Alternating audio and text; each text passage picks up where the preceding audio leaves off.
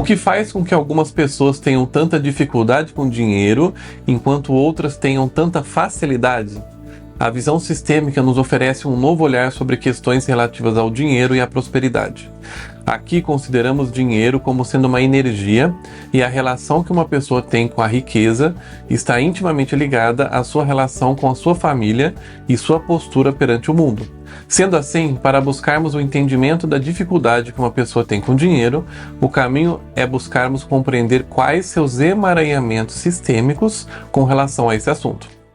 Enquanto esses emaranhamentos não são trabalhados, essa pessoa pode mudar de trabalho, mudar de profissão ou até mudar de país. A dificuldade com o dinheiro tende a continuar. Para se ter uma melhor relação com o dinheiro, é muito importante compreendermos as suas características. Lembrando que não estamos falando do dinheiro aqui enquanto notas de papel ou moedas. Estamos falando de uma energia, e essa energia pode ficar perto de você ou pode se afastar. Tudo vai depender da maneira como você se posiciona perante a vida e dos seus emaranhamentos sistêmicos. 1. Tomar a mãe. O primeiro ponto a ser analisado em uma pessoa com dificuldade com dinheiro é a relação com a sua mãe. A mãe é a nossa porta de entrada à vida. Ela nos carregou em sua barriga, nos nutriu, nos protegeu e arriscou sua própria saúde na gravidez para nos trazer ao mundo. É esperado que tenhamos um profundo sentimento de gratidão perante nossa mãe. A vida é algo de valor tão imensurável que ficamos eternamente em dívida. Nada pode pagar a vida que ela nos deu. E o que isso tem a ver com dinheiro? Tudo!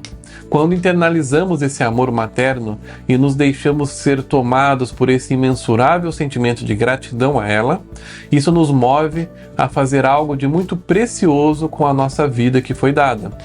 Esse impulso nos faz oferecer o nosso melhor ao mundo e, pela lei do equilíbrio entre o dar e o tomar, o que o mundo faz nos devolve toda essa energia de diversas maneiras, e o dinheiro é uma delas. Quando utilizamos a expressão tomar a mãe, estamos nos referindo a um profundo processo de aceitação da mãe exatamente como ela é, considerando-a como a mãe certa, a melhor mãe do mundo. Tomar a mãe requer um profundo processo de reverência, respeito e gratidão. Nos ajoelhamos, inclinamos a cabeça diante de nossa mãe e dizemos sim. É desse profundo movimento de humildade e gratidão que ganhamos força. É ajoelhando diante de nossa mãe que podemos levantar fortes para a vida. 2. Tomar o pai. Depois da mãe, vem o pai. Sim, para uma boa relação com o dinheiro, além de tomar a mãe, é necessário também tomar o pai. Apesar da mãe ser a nossa porta de entrada para o mundo, a vida só nos foi concedida também pela participação de nosso pai.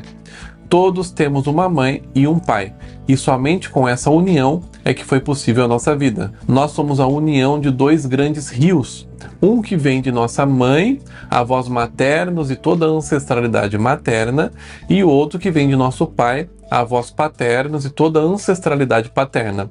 A nossa força vem desses dois rios, e pessoas que negam e excluem um desses rios estão negando metade de sua força. Por pior que possa ter sido a experiência com nosso pai, ou ainda se o pai foi totalmente ausente, ainda assim a vida só chegou até nós através dele, e a vida é algo com valor tão imensurável que o que nos resta é um profundo sentimento de gratidão a ele e a toda a ancestralidade paterna.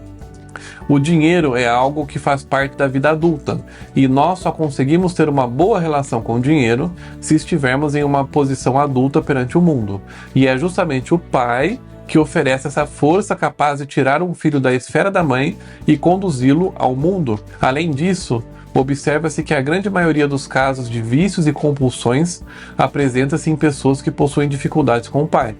E os vícios são um grande inimigo da prosperidade, uma vez que eles consomem grande parte do dinheiro de uma pessoa e de sua energia, restando pouca para ela se movimentar em direção à prosperidade. Dinheiro é uma energia que leva ao mais, ao movimento, à vida, enquanto os vícios levam ao menos, à estagnação, à morte. O processo de tomar o pai tende a resolver também o vício, uma vez que a pessoa está, na maioria dos casos, buscando no vício o próprio pai.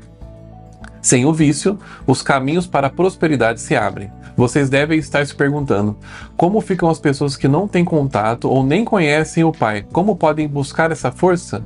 Essa força paterna que mencionamos aqui está dentro de nós. O nosso pai está dentro de nós e não só ele, mas toda a ancestralidade paterna. A vida veio de muito longe, passou por muitas gerações até chegar até nós e através de nosso pai. O tomar o pai é um processo muito profundo que pode ser feito mesmo sem a presença dele. De joelhos dizemos sim e fazemos uma profunda reverência com humildade, gratidão e respeito ao nosso pai, avós, bisavós e toda a ancestralidade paterna. Esse processo envolve uma completa aceitação do pai como o pai certo para nós, independente do que tenha acontecido. Para quem possui dificuldade com o pai, esse exercício precisa ser repetido muitas vezes até que a profunda gratidão e respeito seja alcançada. É ajoelhando diante de nosso pai que podemos levantar fortes para a vida.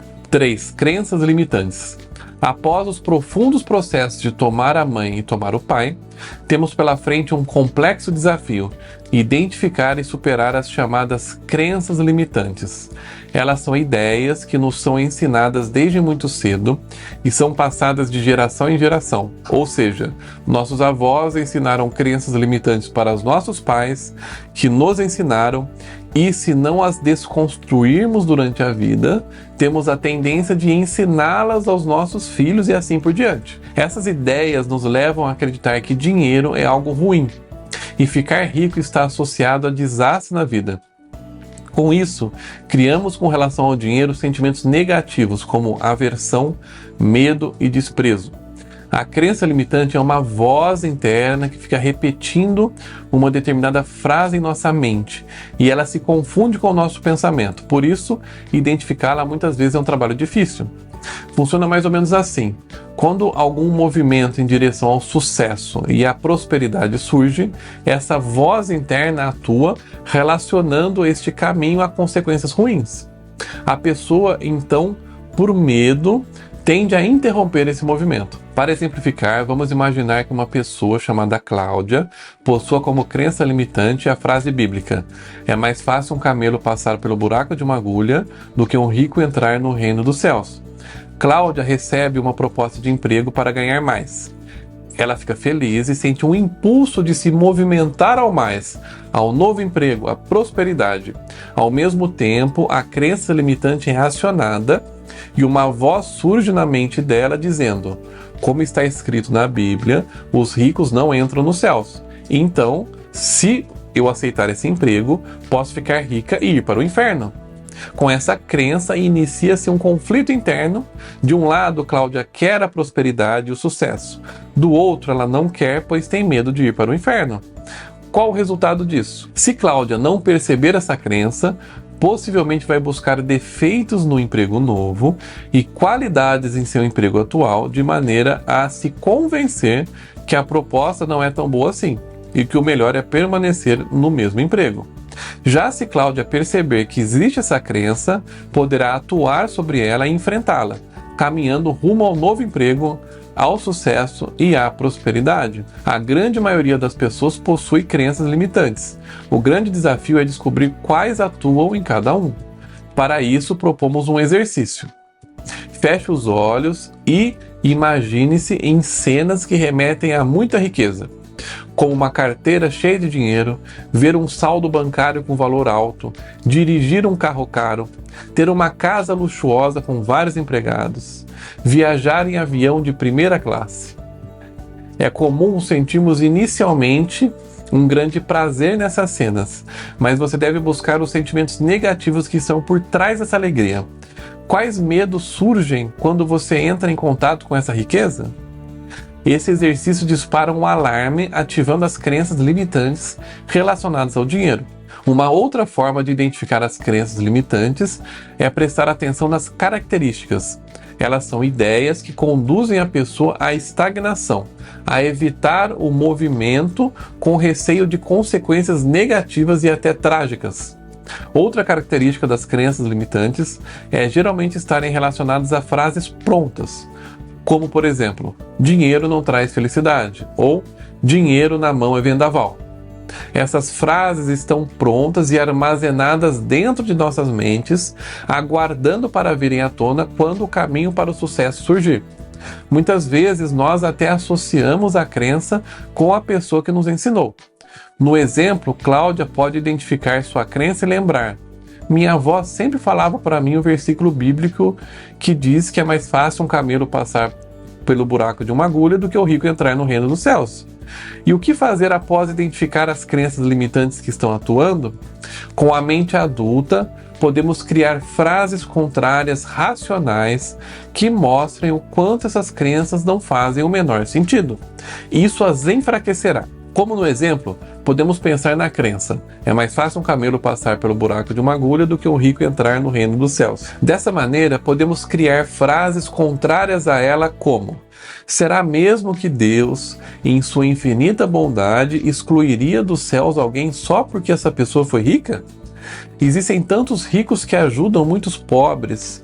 Será mesmo que todos eles iriam para o inferno só porque foram ricos? Em um outro exemplo, vamos pensar na crença: dinheiro não traz felicidade. Podemos então entrar com pensamentos racionais como: será que dinheiro não traz felicidade mesmo? Dinheiro pode não ser garantia de felicidade, mas será que alguém rico que tem casa boa, carro bom, viaja para vários países, almoça nos melhores restaurantes, será que essa pessoa está mesmo triste? Quando identificamos quem foi a pessoa que nos ensinou determinada crença limitante, é importante fazermos também um movimento sistêmico para, com respeito, devolver para essa pessoa tal ensinamento. Isso pode ser feito através de uma constelação familiar ou também sozinho. Para isso, imagine que a pessoa que lhe ensinou tal crença está em sua frente e explique a ela que você agradece por tudo que lhe foi ensinado, mas que fará de maneira diferente a partir de agora. 4. O dinheiro está a serviço da vida. As crenças limitantes nos conduzem a considerar o dinheiro como algo ruim, sujo, e que se ficarmos ricos, coisas ruins vão acontecer. O que vemos à luz da teoria sistêmica é que, muito pelo contrário, o dinheiro é algo bom e está a serviço da vida. Com a prosperidade, temos em nossas mãos uma infinidade de movimentos possíveis em direção à vida. Com riqueza, conseguimos, por exemplo, cuidar melhor de nossa saúde, buscar melhores estudos, ajudar mais pessoas carentes, morar em locais bons, garantir boa alimentação, buscar melhores momentos de diversão, ter carros mais confortáveis, etc. Por estar a serviço da vida, uma característica do dinheiro é que ele gosta de movimento. Ele gosta de circular. Como menciona Bert Hellinger, o dinheiro se alegra quando é gasto, ele retorna ainda mais rico para nós. Neste ponto, entramos em conflito com uma crença limitante muito comum na maioria das pessoas que diz: precisamos guardar dinheiro. O que está na essência dessa crença é que dias difíceis virão, por isso precisamos guardar dinheiro. O que percebemos é que, grande parte das vezes, essa ideia está associada a traumas das guerras mundiais. As gerações atuais, mesmo sem terem vivido a guerra, ainda trazem esse trauma vindo de seus pais ou avós, que muitas vezes viveram algum período de guerra e passaram dificuldades, às vezes até fome. Ao percebermos essa crença em nós, temos uma chance de buscar outros caminhos. Não é necessário conhecimentos profundos em economia para verificarmos que dinheiro parado, guardado em casa, é desvalorizado pela inflação e aplicado na poupança possui rendimentos péssimos a ponto de também se desvalorizar. Claro que é importante termos sim uma reserva de emergência para eventuais imprevistos, mas para além dessa reserva, o ideal é movimentarmos o dinheiro em novos projetos e novas ideias. Com isso, esse dinheiro tende a retornar muito maior para nós. 5. O dinheiro segue fielmente as leis sistêmicas. Uma característica muito importante do dinheiro é que ele segue as leis sistêmicas. Quanto mais uma pessoa segue as 3 leis sistêmicas, mais ela atrai prosperidade. O dinheiro se aproxima como uma consequência. Nesse caso, a vida financeira flui levemente, boas oportunidades profissionais surgem e o dinheiro é abundante. Por outro lado, se uma pessoa quebra as leis sistêmicas, o dinheiro tende a se afastar. A pessoa fica infeliz no trabalho, os projetos não dão certo e o dinheiro fica escasso. Primeiramente, vamos falar sobre a lei do equilíbrio. No passado, a humanidade trabalhava com escambo, ou seja, havia troca de mercadorias e serviços. Um pescador, por exemplo, negociava um peixe com uma pessoa que produzia maçãs. Quantas maçãs valia aquele peixe?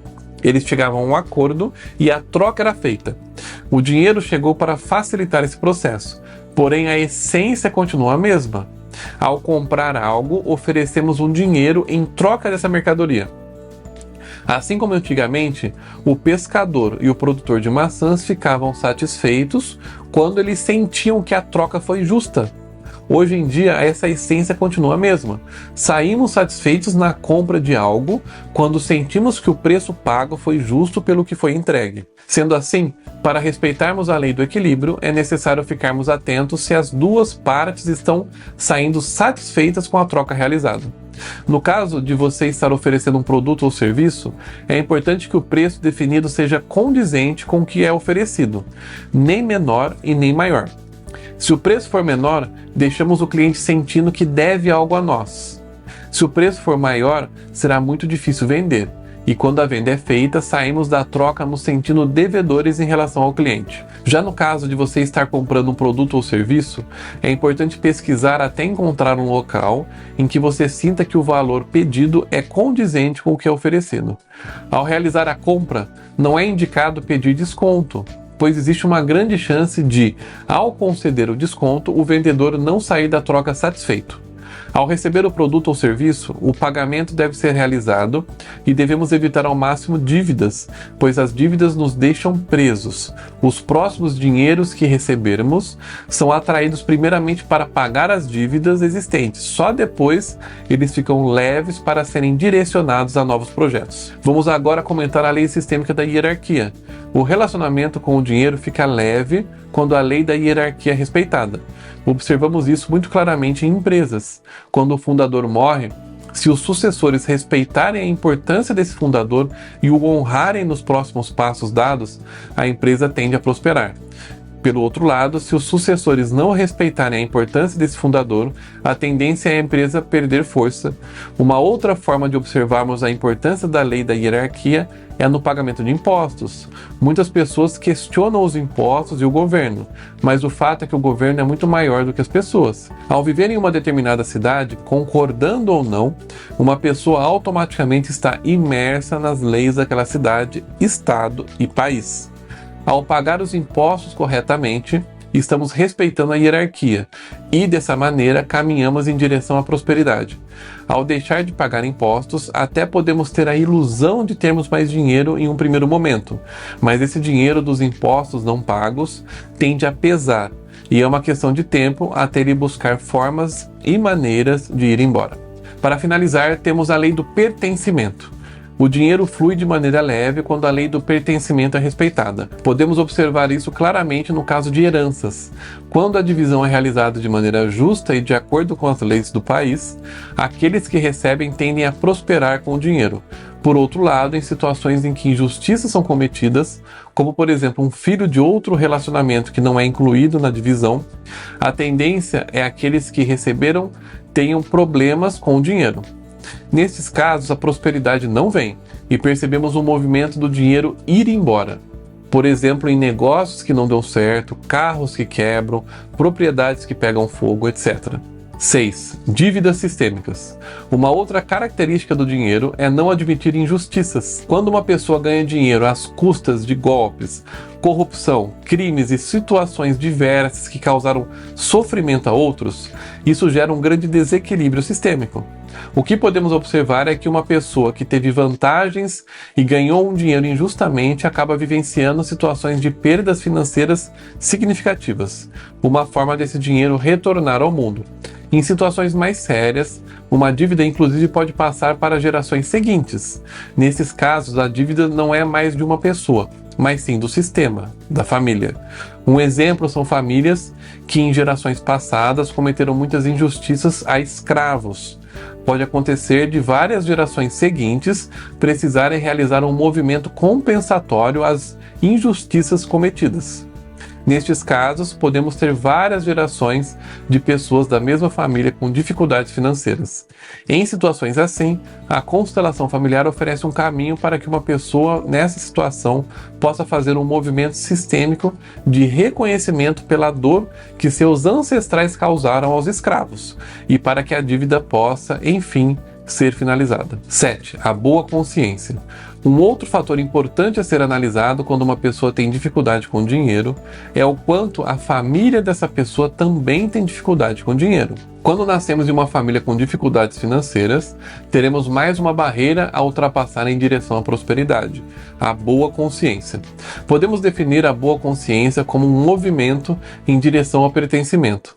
Ela nos conduz a repetir os mesmos padrões de um determinado grupo com o objetivo de pertencer a ele. Uma pessoa estando em uma família com dificuldades financeiras tem uma maior tendência a também ter essa dificuldade, pois assim ficará parecida e pertencente à sua família. Para essas pessoas, o primeiro passo é identificar esse movimento, ou seja, buscar identificar se sua família tem dificuldades financeiras e se isso, de alguma maneira, dificulta a sua prosperidade. Se isso estiver acontecendo, essa pessoa precisará buscar um movimento contrário, chamado de má consciência. Dessa maneira, ela fará um movimento contrário ao padrão familiar, consciente de que isso pode gerar um desconforto, tanto nela quanto em sua família. 8. Ganhos secundários. Um dos grandes inimigos da prosperidade são os chamados ganhos secundários, que são as vantagens que se tem em uma situação aparentemente desconfortável.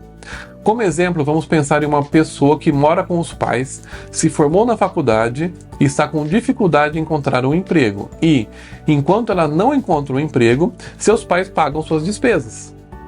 Esse ganho secundário pode deixar a pessoa menos disposta a dar o passo de procurar um emprego. Freud tem uma frase famosa que diz: quando a dor de não estar vivendo for maior que o medo da mudança, a pessoa muda.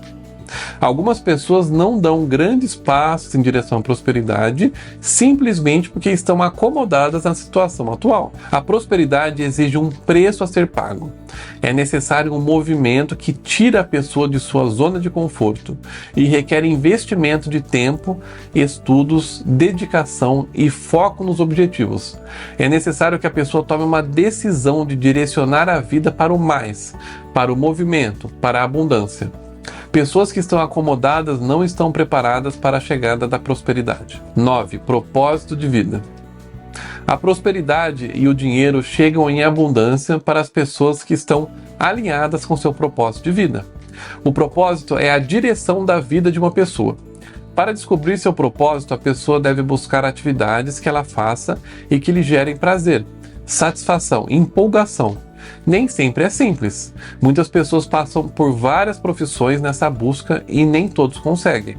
Ao encontrar seu propósito, a pessoa faz aquela atividade com amor, e esse amor gera nessa pessoa um brilho diferente. Esse brilho atrai clientes querendo comprar aquele produto ou serviço, e, consequentemente, o dinheiro chega em abundância. 10. Pessoas conectadas com a morte. Existem pessoas que estão conectadas com a morte, em geral porque alguém muito amado morreu e essa dor não foi superada. Essas pessoas estão vivas, mas em seus inconscientes fica uma frase: "Eu sigo você", direcionada à pessoa amada que se foi. Aqui entram também pessoas conectadas com abortos, tanto realizados por elas, quanto irmãos não nascidos abortados pela mãe. Essas pessoas, enquanto permanecerem conectadas à morte, não conseguirão prosperidade e não conseguirão uma boa relação com o dinheiro. O dinheiro é uma energia conectada à vida, ao movimento, ao mais. Pessoas que estão conectadas à morte estão em direção oposta. Ficam direcionadas ao menos, à estagnação. Por isso, pessoas nessa posição são incompatíveis com a energia do dinheiro. Projetos não vão para frente, empregos não dão certo, a prosperidade está muito longe de ser alcançada. Nestes casos, muito antes de buscar o dinheiro, é necessário que a pessoa busque uma nova conexão com a vida. A constelação familiar é uma ferramenta que pode ajudar a pessoa a se despedir desse ente querido que faleceu. 11. 15 passos para a prosperidade. Para finalizar esse vídeo, deixamos para você 15 passos que consideramos essenciais para pessoas que buscam a prosperidade e, consequentemente, atrair muito dinheiro para a sua vida. Passo 1. tomar a mãe, ou seja, buscar aceitar a mãe como a mãe certa para você, buscando um profundo movimento de reverência, respeito e gratidão pela vida. Passo 2. Tomar o pai, ou seja, buscar aceitar o pai como o pai certo para você, buscando um profundo movimento de reverência, respeito e gratidão pela vida. Passo 3. Respeitar a lei sistêmica do pertencimento, buscando incluir os excluídos, uma vez que todos devem pertencer. Passo 4. Respeitar a lei sistêmica da hierarquia, posicionando-se como pequeno diante dos grandes e como grande diante dos pequenos. Passo 5. Respeitar a lei sistêmica do equilíbrio, buscando na vida sempre trocas justas em que ambos os lados saiam satisfeitos. Passo 6. Buscar a gratidão por tudo que se tem, pois pessoas gratas tendem a oferecer mais ao mundo e, consequentemente, recebem do mundo muito mais. Passo 7. Identificar e trabalhar as crenças limitantes com relação ao dinheiro. Passo 8. Analisar movimentos de boa consciência que possam estar prejudicando a prosperidade. Passo 9. Buscar não deixar o dinheiro parado, movimentá-lo a serviço da vida. Passo 10. Procurar identificar ganhos secundários que possam estar dificultando sair da zona de conforto e buscar novos movimentos. Passo 11. Investigar possíveis dívidas sistêmicas existentes de sua família que possam estar lhe impactando e trabalhá-las em constelação familiar. Passo 12. Buscar seu propósito de vida e, ao encontrá-lo, direcionar sua vida para ele. Passo 13. Ter coragem e arriscar investir em novos projetos. Passo 14. Investir nas conexões com outras pessoas, buscando sempre parcerias. A prosperidade é trazida pelas pessoas. E, para finalizar, temos o passo 15, que é aceitar o fracasso, pois ele está a serviço do sucesso. O fracasso é o ensaio do sucesso. Agradecer a cada fracasso pelo aprendizado e dizer: da próxima vez não cometerei mais este erro. Finalizamos aqui este vídeo. Um abraço e até mais!